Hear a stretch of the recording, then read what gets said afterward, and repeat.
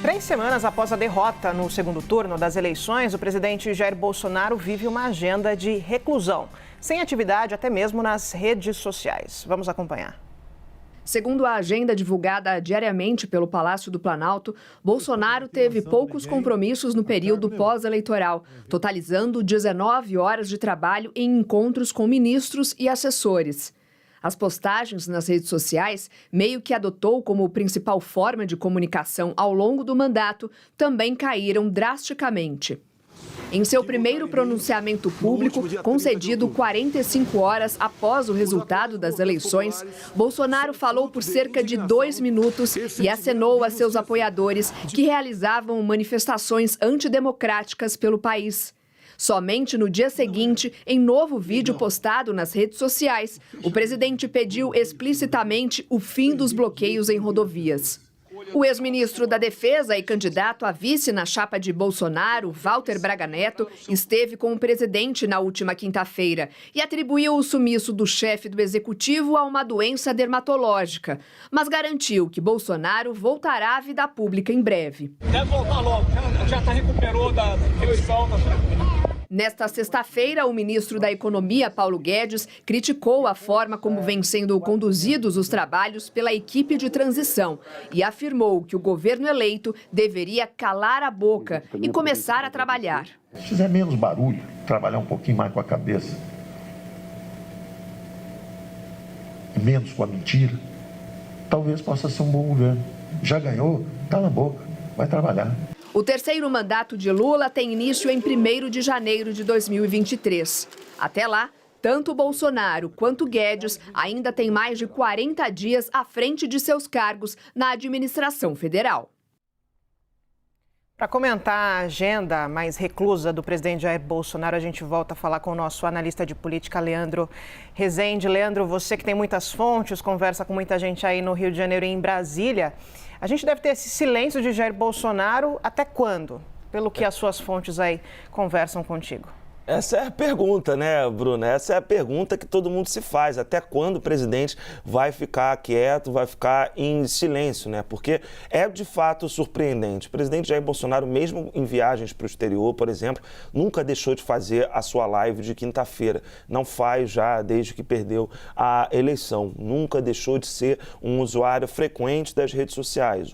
Hoje a presença dele é absolutamente limitada. E isso Bruna, como o presidente ele tem uma popularidade muito grande, teve 58 milhões de votos, e isso fez um pouco a base de apoio a ele se desarticular. Perfis que antes eram absolutamente frequentes de se manifestar nas redes sociais também estão com atividade bastante reduzida. Falo aqui especificamente do filho dele, vereador aqui do Rio de Janeiro, Carlos Bolsonaro, que também reduziu bastante a atividade digital dele. Sobre o futuro do presidente Jair Bolsonaro, vou trazer primeiro uma avaliação sobre essa reclusão pela parte do governo eleito, né? Conversei ontem, inclusive, com dirigentes importantes do PT sobre esse silêncio do presidente Jair Bolsonaro, sobre essa reclusão, e uma avaliação que me foi passada de que isso cria um problema para o Lula, porque na avaliação de integrantes do PT, o Lula está sendo responsabilizado por problemas do país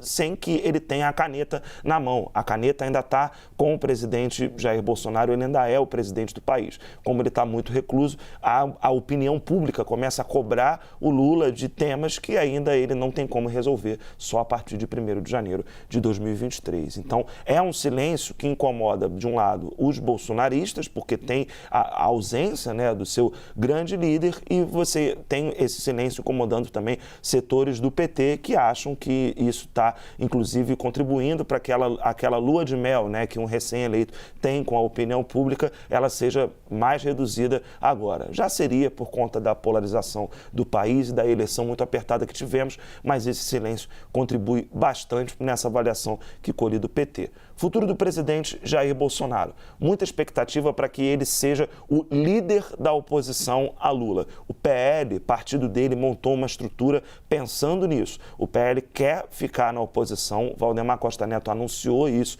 os integrantes da legenda reafirmam isso, né? tentam afastar o tempo todo esse caráter fisiológico que o Partido Liberal assumiu nos últimos tempos. Lembram que no governo Fernando Henrique, o partido, o Valdemar Costa Neto, que era PR à época, ficou na oposição durante bastante tempo e apostam que isso vai se manter agora no governo Lula. Querem que Bolsonaro seja essa liderança da oposição, que discuta o país à direita, que aproveite esse capital político gigantesco que ele conquistou, 58 milhões de votos, para trabalhar bastante para as próximas eleições, 2024, eleição municipal e, lógico, 2026. Esse lugar de liderança do presidente Jair Bolsonaro é um lugar novo para ele. Ele sempre foi um deputado do chamado baixo clero, alçado pelas circunstâncias e por uma campanha muito eficiente em 2018 à presidência da República. Vai topar ser uma liderança política, de participar dos debates públicos, de mobilizar essa imensa base de apoio? Capacidade para isso ele tem que ver se ele vai topar. Estrutura partidária, o PL diz que vai oferecer. Vamos ver se o presidente vai atender a essas expectativas que existem agora nesse segmento gigantesco do eleitorado sobre ele. Que ele seja um líder da oposição e seja uma pedra no sapato do governo Lula, Vamos ver se o presidente vai topar. A julgar por esse silêncio todo, ele está ainda avaliando as suas possibilidades. Leandro Rezende, sempre contribuindo muito aqui com o noticiário, com as suas análises. Muito obrigada, Leandro.